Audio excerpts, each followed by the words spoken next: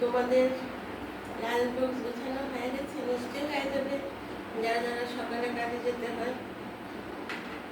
তো আমি দেখো কি আজকে লাঞ্চে দিয়েছি আমার মেয়েকে, ভাতটা ঠান্ডা করে নুন দিয়ে ছিটিয়ে দিয়ে দিয়েছি। ভাত ঠান্ডা করলে না মানে সে যতই গরম পড়ুক সে একদম সন্ধ্যাবেলা তো ভাত ঠিক থাকে, কিছু হয় না।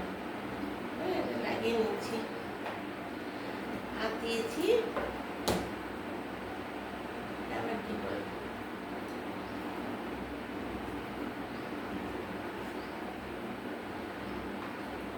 আমার মেয়ে রাজমা খেতে খুব ভালোবাসে, রাজমা করেছি।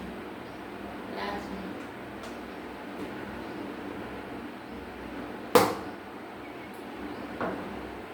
আর করেছি, এখানে করেছি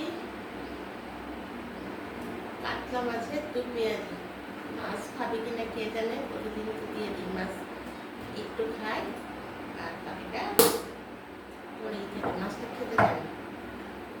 আর এখানে একটু মুসুর ডাল দিয়েছি। আর অত তোমরা জানোই ফল দিলেও খায় না, মিষ্টি দিলেও খায় না, কিন্তু তোমরা লাঞ্চে মিষ্টি বা ফল এগুলি একটা তরকারি নিয়ে হলো ফল মিষ্টি নিয়ে, ফলটা অন্তত নিয়ে যাওয়া খুবই উচিত। কিন্তু যারা খায় না ওদেরকে তো জোর করে যাওয়া জিনিসটি নষ্ট হয়, দিয়ে লাগবে।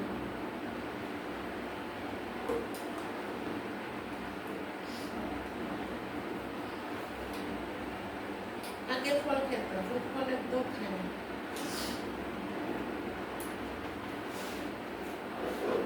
বন্ধুরা প্লিজ তোমরা আমাকে একটু সাবস্ক্রাইব করে দাও। আমি ট্রেনটা লাগাতে লাগাতে সাবস্ক্রাইব করতে তো 1 সেকেন্ডও লাগে না, কিন্তু তোমরা তো করছো না, ভুলে যাচ্ছ না, ভালো লাগছে না। বলে যখন দিচ্ছি করছো না তাহলে ভালো লাগছে না, তাই না?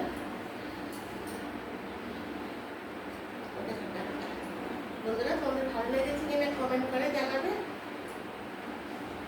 আর যদি না ভালো লাগে বলবে, তোমরা কীভাবে করো সেটা বলে দেবে আমাকে, আমি তোমাদের থেকে শিখে নেব যে লাঞ্চে আরও কী কী দেওয়া উচিত, বা লাঞ্চ বক্স কীভাবে গুছানো উচিত, কীরকম বক্স নেওয়া উচিত, সেটা যদি তোমরা বলে দিতে চাও তোমাদের থেকে আমি শিখতে আমি চাই যে এটা ঠিকঠাকভাবে হচ্ছে কিনা লাঞ্চ বক্স গুছানো।